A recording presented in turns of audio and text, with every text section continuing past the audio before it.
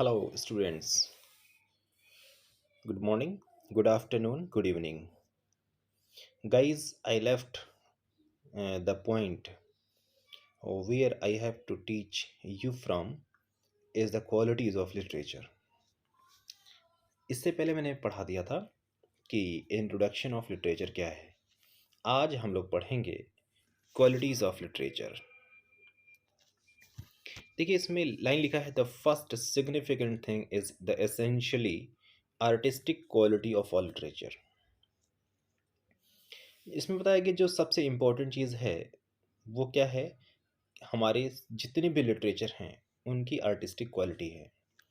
Artistic quality क्या है जानते क्या है? मैं आपको बताता हूँ। जैसे बहुत ज़्यादा टाइम तो नहीं लूँगा। जैसे एक घर बनाते हैं तो एक बिल्डर का काम होता है घर बनाना, लेकिन जो एक आर्किटेक्ट होता है, आर्किटेक्ट क्या करता है, उसको ऐसे इस डिज़ाइन में देता है, ऐसे डिज़ाइन में बिल्डिंग करता है, बनाता है कि वो एक एक्सप्रेशन क्रिएट करता है।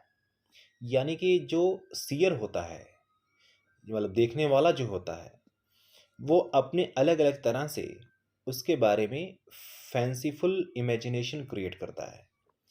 फॉर एग्जाम्पल, ताजमहल मान लीजिए आप देखते हैं, तो ताजमहल देखने के बाद आपको ये नहीं लगता कि अरे यार होगा कोई एक घर रहने के लिए, चलो रह लेते हैं, छाँव है अपना बैठ लेते हैं। आप उसमें कोई मीनिंग नहीं ढूंढ पाएंगे। लेकिन ताजमहल, अगर जैसे ही आप ताजमहल को देखेंगे आपको लगेगा कि डेफिनेटली इतनी जो है कार्विंग की गई है, इतनी एम्बोजिंग की गई है उसमें, कि वो अलग मीनिंग एक्सप्रेस करता है। जैसे जो लुक है उसका, उस लुक से एक एक्सप्रेशन निकलता है। कहते नहीं कि something that has emerge out without being spoken, यानी कि बिना कुछ बोले वो कुछ कह रहा हो। तो उसके पीछे जब कहानी जब हम पढ़ते हैं तो समझ में आता है कि ताजमहल का सही मायने में एक क्या है, एक मेमोरेबल एक चीज़ बना दी गई है, जो एक द सिंबल ऑफ लव, उसको सिंबल ऑफ लव कहेंगे। हालांकि मैंने एक छोटा सा एग्जांपल लिया है, लेकिन जब लिटरेचर में फिलोसफिकल पॉइंट पे आएंगे तब उसकी एक अलग मीनिंग होगी। चूंकि आगे लाइन में और भी अच्छे से एक्सप्लेन किया गया है, तो इस लाइन के थ्रू ही ज़्यादा हम अच्छे से बता पाएंगे। चलते हैं आगे। All art is the expression of life in forms of truth and beauty, और rather it is the reflection of some truth and beauty which are in the world but which remain unnoticed until brought to our attention by some sensitive human soul। देखिए यहाँ पर बताया गया है कि सारा art वो क्या है, एक्सप्रेशन ऑफ लाइफ होता है। यानी हमारी लाइफ के अलग अलग पहलुओं को एक्सप्रेस करने वाला होता है।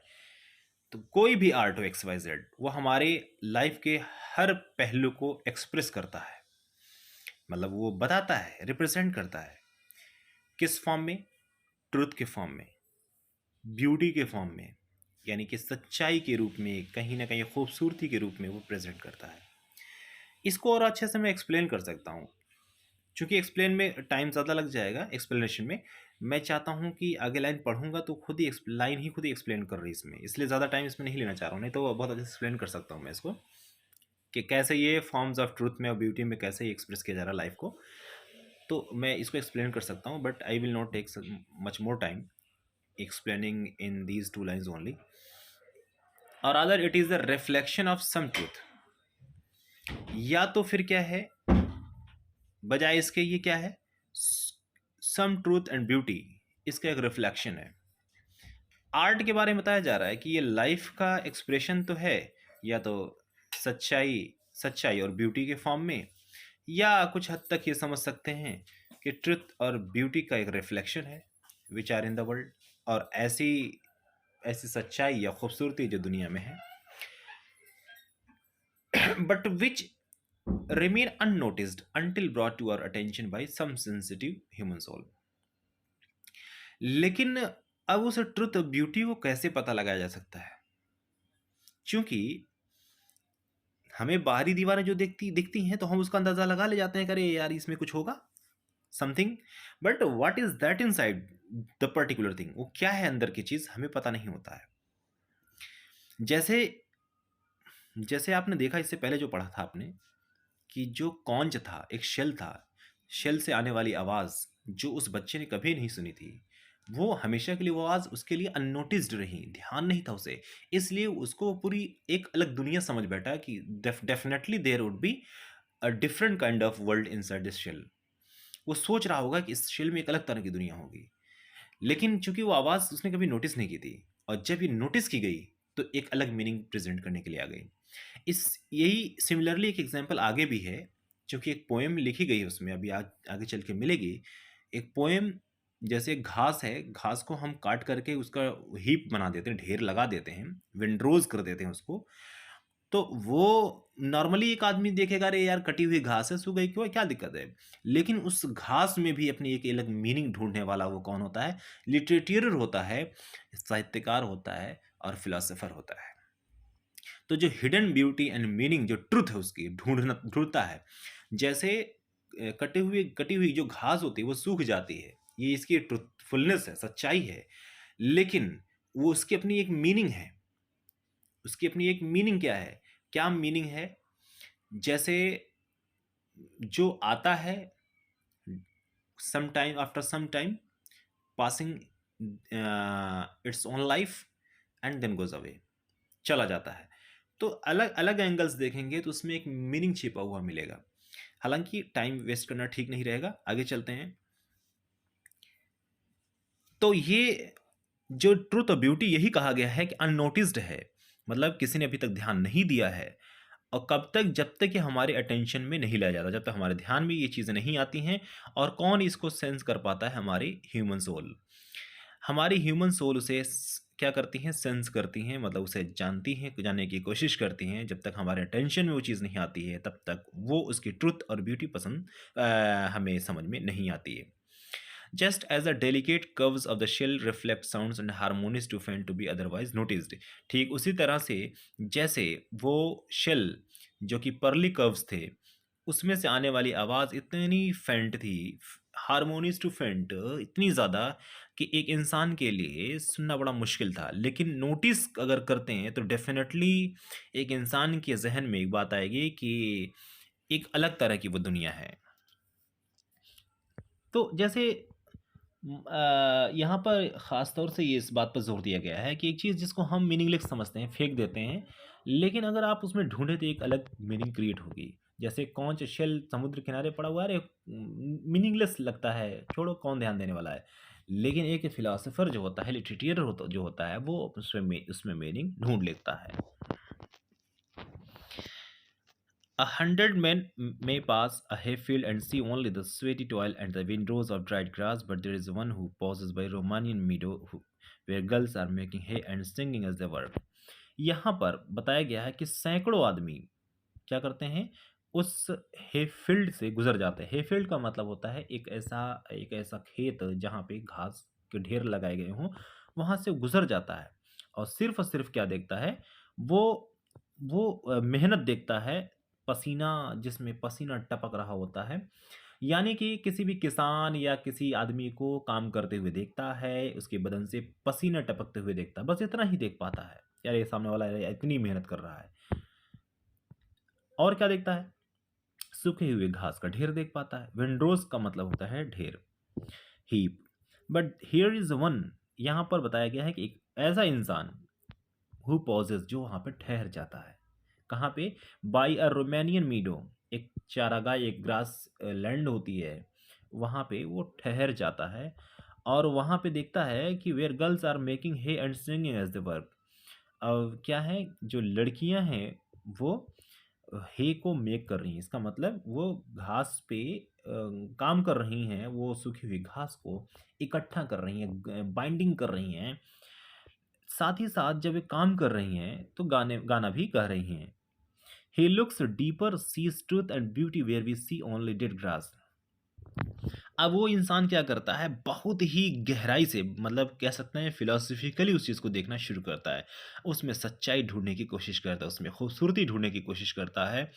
जहाँ हम सिर्फ़ और सिर्फ़ एक घास को डेड ग्रास के रूप में लेते हैं, यानी कि एक सूखी हुई घास या फिर मरी हुई घास के रूप में लेते हैं, जहाँ पे उसकी कोई वैल्यू नहीं होती है।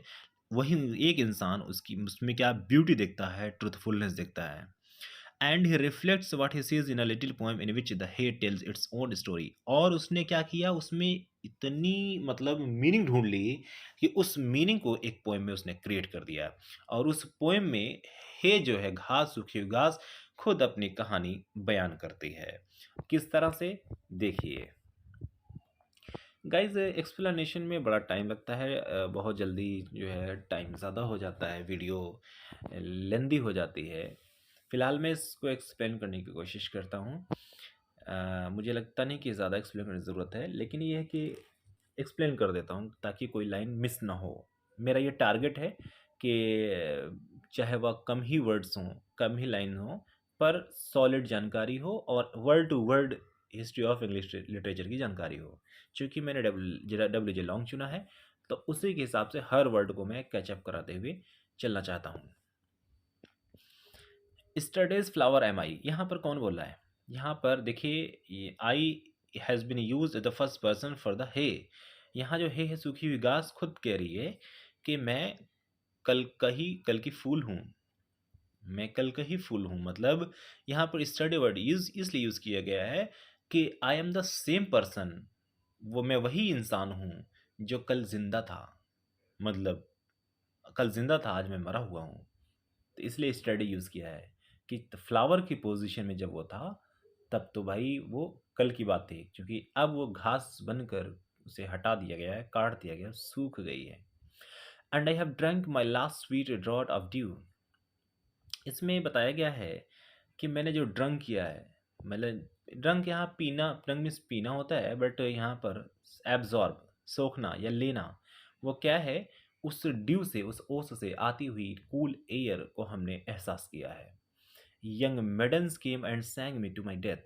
आज मेरी आज मैं सूख गई हूँ, मेरा वजूद ख़त्म हो गया, मैं ज़िंदा नहीं हूँ। और इस मेरी मौत पर ये जो यंग मेडन्स हैं, यंग मेडन्स यहाँ गर्ल्स को रेफ़र किया गया है, जो लड़कियाँ गा रही थी, तो वो क्या कर रही, आई हुई हैं और गा रही हैं।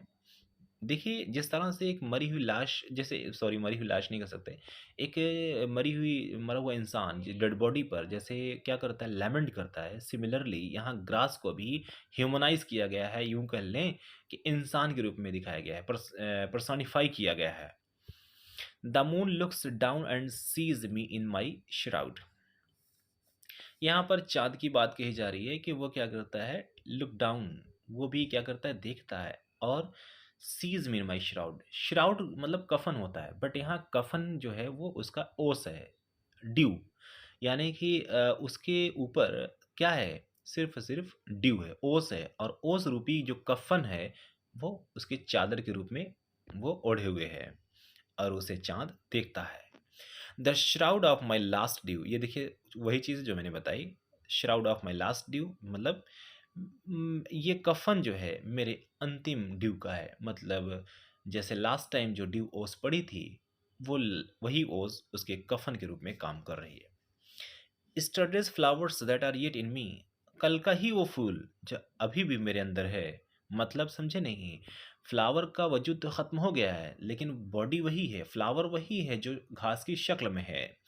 Must needs make way for all tomorrow's flowers. देखिए, मस्ट नीड्स लिखा है, इसका मतलब होता है टू डू समथिंग नेसेसरली, मतलब कुछ, मतलब जिद करके करना या फिर मैंडेटरली कोई काम करना।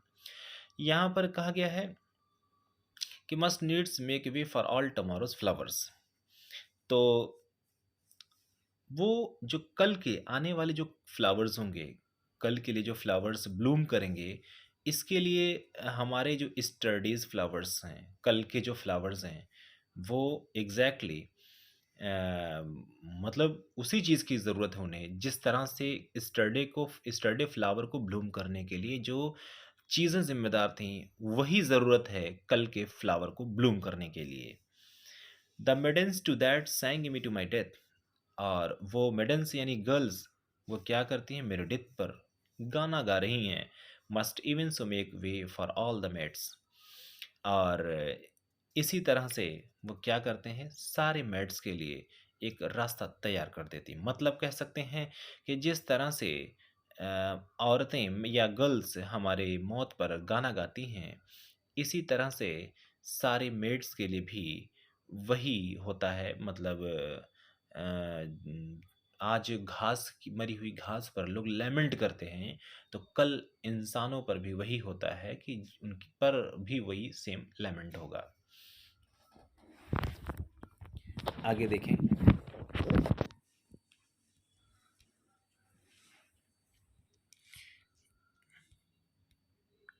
लगता है वीडियो बहुत लंबी हो जाएगी। दैट आर टू कम, तो ये आने वाली लाइफ में मेड्स के साथ भी होना है। And as my soul so too their soul will be laden with fragrance of the days gone by. जैसे मेरी सोल आज मेरी आत्मा जिस हिसाब से फेस कर रही है, वैसे उन मेडन्स की भी आत्मा, मेड्स की भी आत्मा फेस करेगी। जैसे मुझे एहसास हो रहा है कि मैं कौन थी और क्या हूँ, इसी तरह से मेड्स को भी एहसास होगा कि वे क्या हैं और क्या होंगे। Laden with fragrance of the days gone by. और अब पता है उसमें क्या आएगा, ध्यान दीजिए। लाइन बड़ी मतलब फिगरेटिव मीनिंग है। पहले लिटरल मीनिंग समझिए कि लेडन विद फ्रेग्रेंस, खुशबू से लदी हुई है, of the days gone by, और ऐसे दिनों की जो जा चुके हैं। यानी कि जो जा चुके हैं उनके वो ऐसे दिनों की खुशबू से लदी हुई हैं। तो इसका मतलब ये हुआ कि जो दिन जा चुके हैं उसकी खुशबू बरकरार है, आज भी हम उसे सूंघते हैं तो एहसास होता है। तो इट मीन्स यहाँ पर रिमेम्बरेंस या मेमोरी से है, जो जो यूं कह लें कि एक इंसान अपनी लाइफ में कुछ ऐसा छोड़ जाता है कि बाद में उसे याद किया जाता है। ठीक उसी तरह से जैसे जब फ्रेगरेंस या खुशबू किसी चीज़ से निकाली जाती है तो उसको सुखा करके उसमें से ऑयल जो उसमें लिक्विड होता है वो निकाल करके उसका फ्रेगरेंस निकाला जाता है। तो यानी कि वो कहा गया है कि कल के जो दिन जा चुके हैं उसकी खुशबू बरकरार है। यानी कि एक इंसान अपने ऐसे काम करता है जो हमेशा के लिए याद रखा जाता है। The maidens that tomorrow come this way will not remember that I once did bloom. यानी आने वाली वो मेडन्स जो कल आएंगे, मतलब आने वाले दिनों में, तो मुझे याद नहीं रख पाएंगे मैं कभी ब्लूम हुई थी। मतलब ब्लूम का मतलब मैं कभी खिली थी।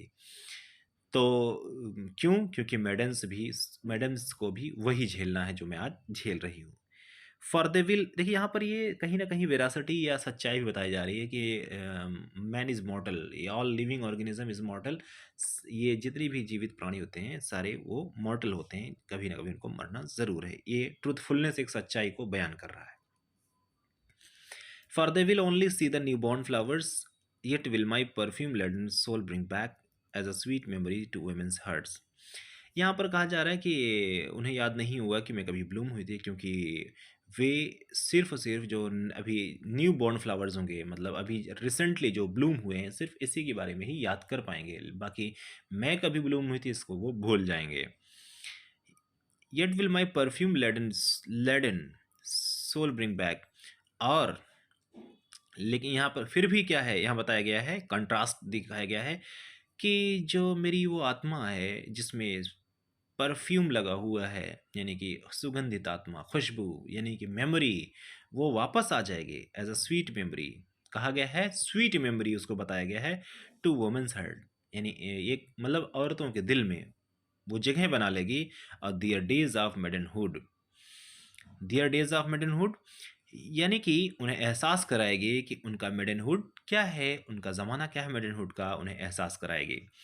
And then they will be sorry that they came to sing me to my death. तब वे उनको इस बात से बड़ा दुख होगा कि वे आए मेरी मौत पर गाना गा रहे थे।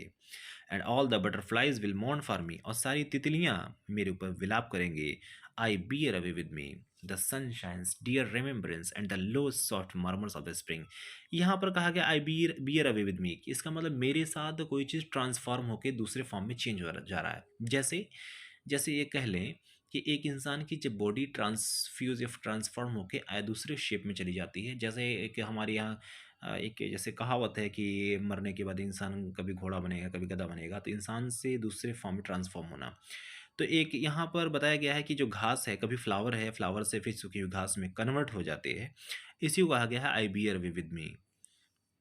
अच्छा, ये ऐसा क्यों होता है कि जब उस पर शबनम पड़ती है, ओस पड़ती है, यानी ओस पड़ती है, तो पता है सूरज उससे दोस्ती कर लेता है। यानी सूरज की गर्मी या धूप उससे दोस्ती कर लेता है कि चल भाई मेरे साथ चल। देखिए लाइन बड़ी टेक्निकल ढंग से कही गई है कि उससे कैसे दोस्ती कर लेता है।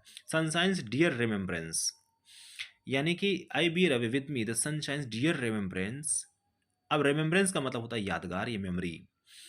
तो अब सनशाइन, सनशाइन प्लस धूप, वो प्यारी चीज़ क्या है, उसकी रिमेम्बरेंस, याद, किससे, उस ड्यू से, उस ओस से, क्योंकि ओस वो खींच लेता है, वो वाटर खींच लेता है।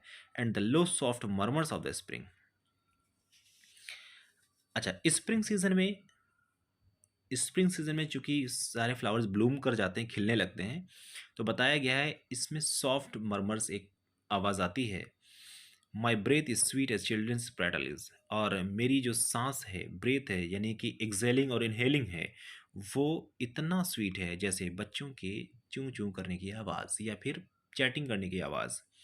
क्योंकि उन बच्चों के चैटिंग करने की आवाज़ में बिल्कुल ऑनेस्टी और ट्रूथफुलनेस होती है, और बच्चे बिल्कुल सही बोलते हैं। I drank in all the whole earth fruitfulness to make of it the fragrance of my soul that shall outlive my death.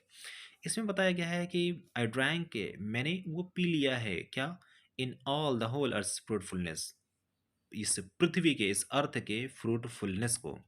Fruitfulness का मतलब होता है कि जैसे यहाँ पर वैल्यू ऑफ द, जो किसी भी वर्क का जो रिमनरेशन होता है, जो पारिश्रमिक होता है, तो उसको हमने हासिल कर लिया है। यानी कि जैसे मैंने मेहनत की तो मैं पास हो गया। सिमिलरली यहाँ पर अर्थ, यहाँ पे इसने जो घास है, इसने, घास ने कहा कि मैंने अपनी ज़िंदगी में जो मेरा कोर्स ऑफ लाइफ थी उसको हमने कंप्लीट किया, और मुझे वो उसका फल और नतीजा हासिल हुआ।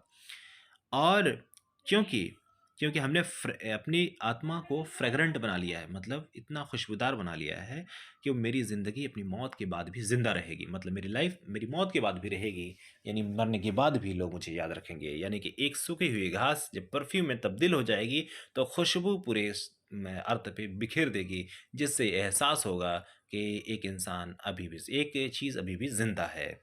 तो गाइज़ ये पोएम एक्सप्लेन करने में इतना टाइम चला गया, हालांकि मैं चाह रहा था कि और भी एक्सप्लेन करूं, क्योंकि टाइम बहुत ज़्यादा है, बहुत तेज़ से भागता है। जब भी मैं कोई कोई चीज़ एक्सप्लेन करता हूं, तो मैं यहीं पर अपनी वीडियो स्टॉप करता हूं, और फिर जो है आगे यहाँ से वन हु रीड्स से शुरू करेंगे नेक्स्ट वीडियो में। रेडी, मतलब ये कह सकते हैं आप लोग रेडी रहिए, और पर डे मैं एक वीडियो ज़रूर डालूंगा इंग्लिश लिटरेचर से। और डब्ल्यू जी लॉन्ग, इसके बाद फिर डेविड डेचेस, फिर इसके बाद पॉल पॉप्लोवस की, फिर और भी हमारे पास डीके पब्लिकेशन की और सारी बुक्स हैं, धीरे धीरे एक्सप्लेन करेंगे, ताकि एक एक वर्ड, एक एक पॉइंट क्लियर हो जाए। ये ना रहे कि आपको सिर्फ समरी पता है। ठीक है guys, thank you for watching my video. और जो लोग देख रहे हैं तो ठीक है, और नहीं भी देख रहे हैं तो कोई बात नहीं। मैं तो, मेरा डेली का ये काम रहेगा, ताकि जो लोग भी देखना चाहते हैं इंग्लिश लिटरेचर को, बड़ी बारीकी समझना चाहते हैं, तो वर्ड टू वर्ड में एक्सप्लेन कर रहा हूँ, ताकि ये नौबत ना आए कि कोई वर्ड मिस हो जाए, ओके, कोई पॉइंट मिस हो जाए। Thank you for watching this video, see you again in the next video, till then bye bye.